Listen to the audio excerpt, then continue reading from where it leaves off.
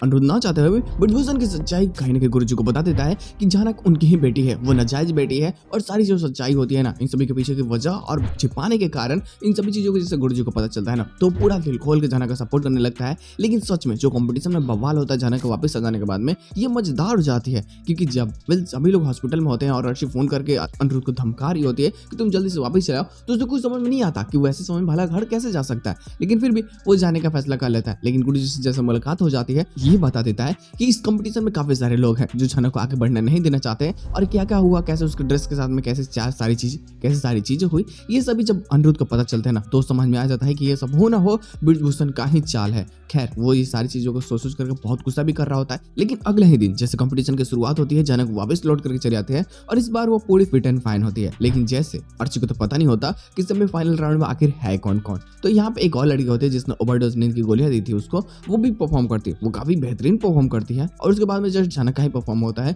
वो भी mind blowing perform करती है। लेकिन जैसा कि अर्ची ने ये बोला था कि अगर जानक परफॉर्म करेगी तो वो परफॉर्म नहीं करेगी, तो यहाँ पे अपनी बात से मुकर जाती है। उसको लगता है कि वो जानक को आसानी से हरा सकती है तो फैसला कर लेते हैं कि वो परफॉर्म करेगी। लेकिन यहाँ पे अनिरुद्ध देख करके परेशान हो जाता है क्योंकि ब्रिजभूषण ऐसा अनाउंसमेंट कर देता है कि अगर इस बार कुछ भी गलती हुआ तो जानक को इस शो से हटा दिया जाएगा, क्योंकि पहले ही इतनी सारी गलतियां हो चुकी हैं और अब जानक को माफ करना सबसे बड़ी बेवकूफी होगी। सबके सामने सच्ची चिल्ला करके अनाउंसमेंट कर रहा होता है। अब इस सारी बातों से ना अनिरुद्ध बहुत गुस्सा करता है। उस दिन में आ जाता है कि अब इसे सबक सिखाए बिना छोड़ा नहीं जा सकता। वो गुरुजी के पास जाता है और बोलता है कि मैं आपको एक सच्चाई बताने वाला हूँ, आप ये बात किसी को मत बताइएगा, ये बहुत ही प्राइवेट बात है। अब ये सारी बातों को सोच कर परेशान होता है गुरुजी कि आखिर कौन सा प्राइवेट बात है।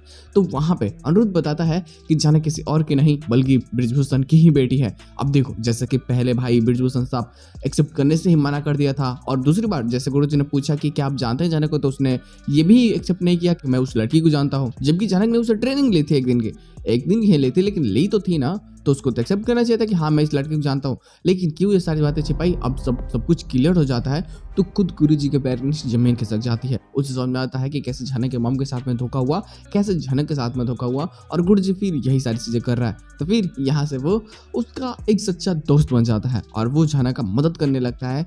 लेकिन ब्रिजभूषण का भी बहुत ही ज्यादा बेइज्जती भी, क्योंकि उसे अब हर मौके पे वो चौका मारने की कोशिश करने लगता है गुरुजी। और अब वो ब्रिजभूषण का सबक सिखाने के लिए नई प्लानिंग बनाता है ना। जब जानक स्टेज पे जाती है तो जानक के मॉम से रिलेटेड कुछ बातों को बोलता है। जानक तो अपनी मॉम के जैसे डांस कर रही है, इसका कोई बेवकूफ बापी होगा जो घटिया नालायक सुअर जैसा होगा जिसने इसकी माँ को छोड़ दिया। अब ये सारी बातें बोल करके जानक का बदला ये खुद ही लेने की पूरी फैसला कर लेते हैं, जो सच में काफी मजेदार होने वाली। इधर अपोजिशन में विल हब्बू भी बेहोश हो चुके होते हैं, वो सिर्फ ललन को ही याद कर रहे होते हैं और वो चाहती है उससे मिलना। लेकिन घर में तमाशा ऐसा क्रिएट हो जाता है क्योंकि सबको लगता है कि अब अप्पू जी उससे प्यार करने लगे हैं तो वो उसके बिना नहीं जी सकती। तो यहाँ तो ये लोग चाहते हैं लेकिन ललन इस घर में वापस ना आए, क्योंकि अगर उस घर में वापस बचती का एक मामूली से इंसान तो शायद इनका रेपुटेशन पूरी तरीके से खत्म हो सकता है। और बस ये सब भी मिल करके अप्पू को रोकने की पूरी फैसला कर लेते हैं। लेकिन फिर भी वहाँ हटन सिर्फ और सिर्फ अप्पू को ही सपोर्ट कर रहा होता है और फैसला कर लेता है कि चाहे कुछ भी हो जाए अप्पू को ठीक करने के लिए वो हर एक कदम उठाएगा जो शायद